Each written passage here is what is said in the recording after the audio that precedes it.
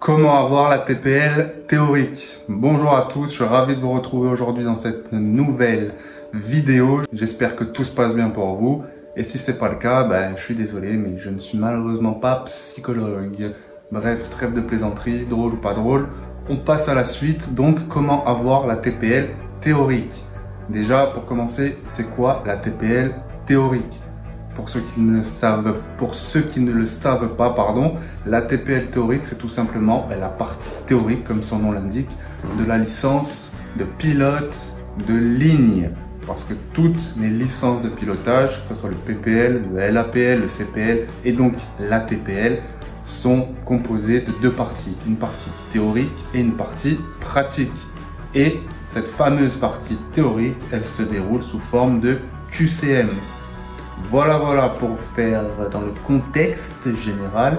Maintenant, voyons un peu comment justement vous allez pouvoir obtenir ce fameux sésame, cette première partie de votre licence de pilote de ligne. Donc comme je l'ai dit, c'est sous forme de QCM. Et la TPL théorique, il est composé de 14 certificats à valider. Donc sous forme de QCM, je le répète.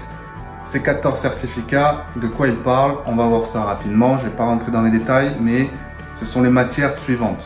Vous avez connaissance des aéronefs, masse et centrage, instrumentation, radionavigation, performance, préparation et suivi du vol, performance humaine, météo, procédure opérationnelle, communication et enfin le petit dernier, le petit nouveau, le 100 QSA. Je ne rentrerai pas dans les détails, je ferai peut-être une autre vidéo dessus, mais voilà les 14 certificats à valider pour obtenir son ATPL théorique, toujours sous la forme de QCM, à part le 100 KSA,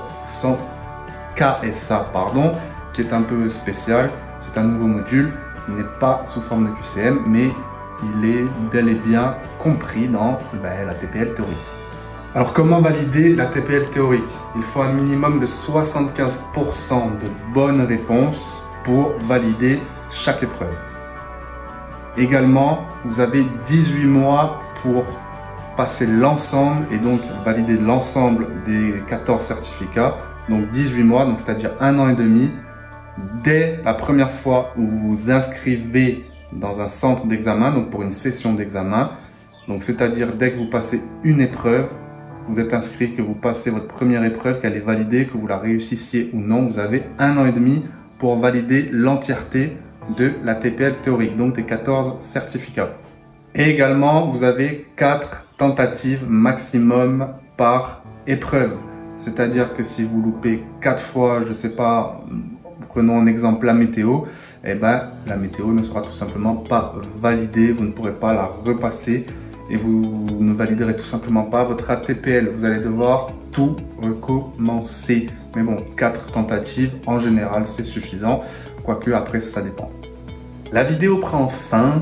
J'ai fait un petit peu le tour de comment avoir la TPL théorique. Après, je ne vais pas rentrer dans les détails, les manières de travailler, etc.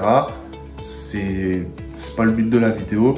Mais voilà, grosso modo, comment ça se passe, qu'est-ce que la TPL théorique et surtout comment le valider.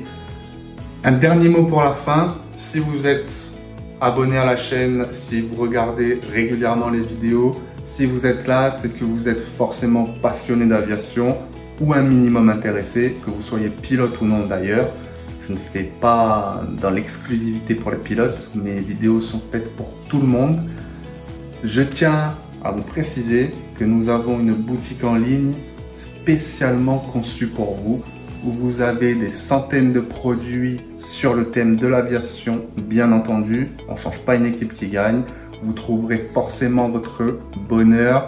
Je vous laisse aller jeter un œil. Vous avez le lien dans la description. C'est totalement gratuit. Jetez un coup d'œil. Regardez tout simplement. Et puis moi, je vous dis à bientôt dans une nouvelle vidéo. Ciao!